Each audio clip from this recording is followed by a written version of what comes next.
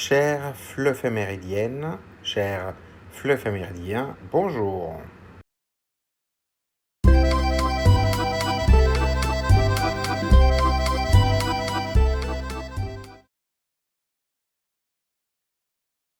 La Semaine européenne de la réduction des déchets encourage les citoyens, les écoles, les entreprises et les institutions à produire moins de déchets.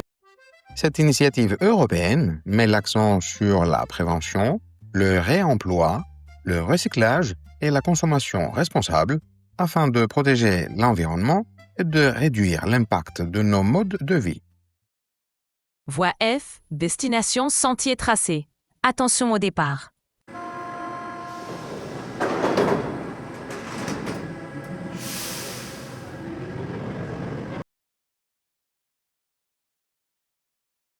Première question. Faites-vous le tri des déchets chez vous? Que peut-on recycler? Les élèves peuvent dire s'ils trient les déchets à la maison, le papier, le carton, le verre, les bouteilles en plastique, les boîtes en métal, puis expliquer comment ils font. Mettre le plastique dans un sac spécial, le verre dans un conteneur spécial, ou apporter certains objets, comme des piles, des vêtements, des appareils électroniques, dans un point de collecte. Le tri est un geste simple pour protéger l'environnement.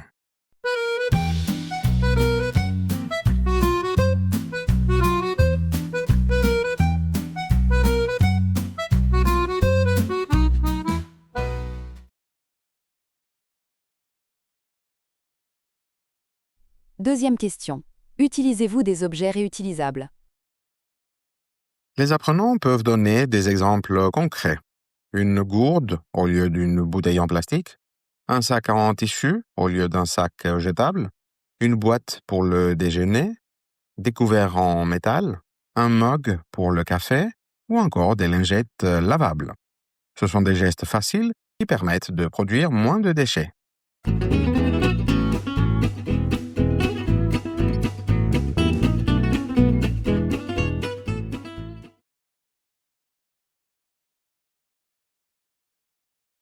Troisième question. Que pouvez-vous faire pour avoir moins de déchets? On peut acheter moins d'emballages, prendre des produits en vrac, choisir des objets qui durent longtemps, éviter les sachets, refuser les choses inutiles, réparer un objet cassé, donner ce qu'on n'utilise plus ou cuisiner les restes pour ne pas les jeter. Ce sont de petites actions, mais très utiles.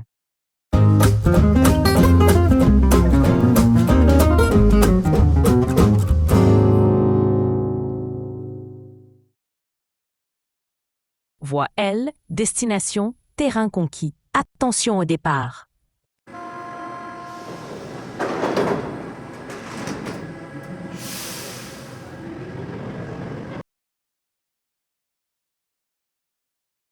Première question. Quels objets jetables pourriez-vous remplacer par des objets durables? On peut remplacer beaucoup d'objets du quotidien.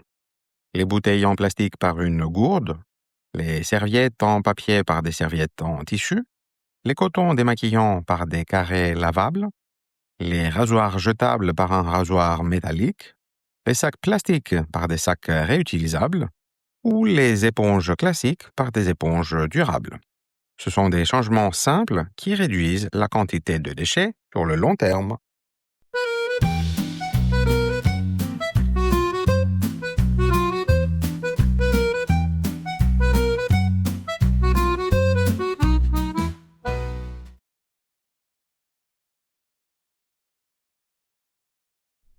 Deuxième question.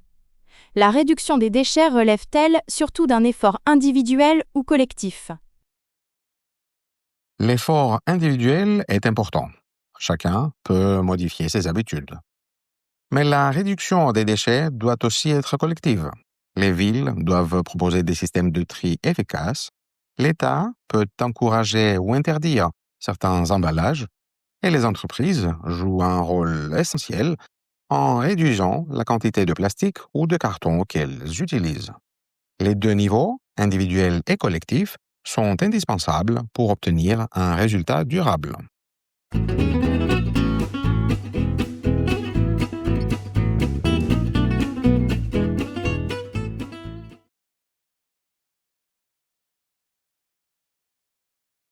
Troisième question. Comment encourager les entreprises à réduire leurs emballages? On peut proposer plusieurs pistes. Des lois plus strictes, des taxes sur les emballages inutiles, des aides pour développer des matériaux écologiques ou des labels pour valoriser les marques responsables. Les consommateurs peuvent aussi influencer les entreprises en choisissant les produits les moins emballés ou en soutenant les commerces qui utilisent le vrac. La pression économique et l'opinion publique sont souvent très efficaces.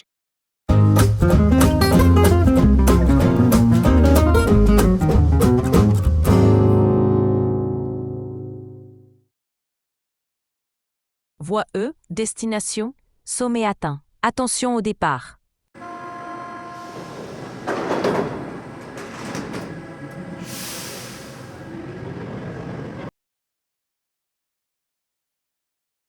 Première question. Le recyclage suffit-il à résoudre le problème des déchets? Le recyclage est indispensable, mais il ne suffit pas. Beaucoup de matériaux ne sont recyclables qu'une ou deux fois, certains ne le sont pas du tout, et une partie des déchets triés finit quand même dans des décharges. Le recyclage doit être combiné à la réduction à la source, au réemploi, à l'éco-conception et à une réflexion globale sur nos modes de consommation. Le défi principal est d'éviter de produire le déchet plutôt que de chercher comment le recycler.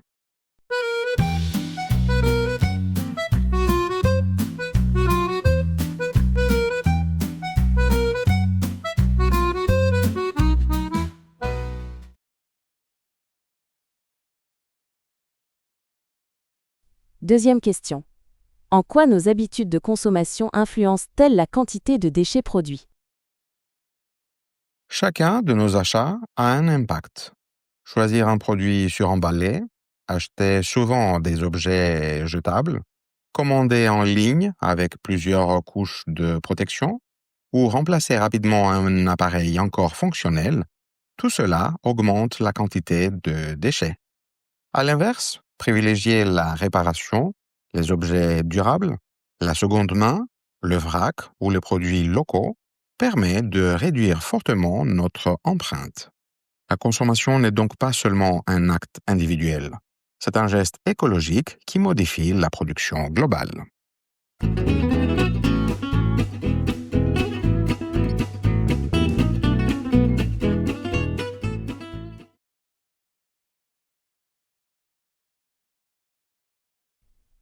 Troisième question. La tendance zéro déchet vous paraît-elle réaliste dans nos sociétés? Le zéro déchet total est difficile à atteindre, car nos systèmes économiques reposent encore largement sur l'emballage, le jetable et la surconsommation. Mais l'objectif n'est pas la perfection. Il s'agit plutôt de tendre vers une réduction radicale des déchets en repensant les modes de production, les transports de marchandises et la consommation. Le zéro déchet peut devenir une orientation réaliste si elle est soutenue par des politiques publiques ambitieuses et un changement de mentalité à grande échelle.